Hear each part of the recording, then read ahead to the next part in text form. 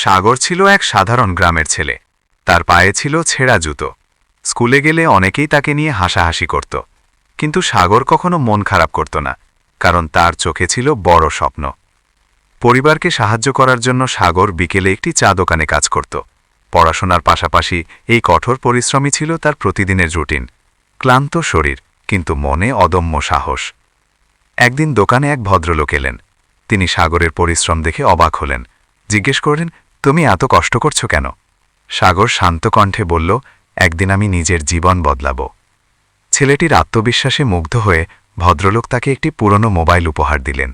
সেই ছোট উপহারই সাগরের জীবনের মোড় ঘুরিয়ে দিল। সাগর মোবাইলে ইউটিউব দেখে কম্পিউটার শেখা শুরু করল। দিনে কাজ, রাতে শেখা, এইভাবেই সে নিজের ভবিষ্যৎ গড়তে লাগল।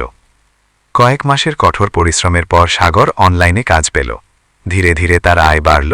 একসময় সে পরিবারের জন্য নতুন একটি ঘর বানাল। আজ আর কেউ তার ছেঁড়া জুতো নিয়ে হাসে না, বরং তাকে সবাই সম্মান করে।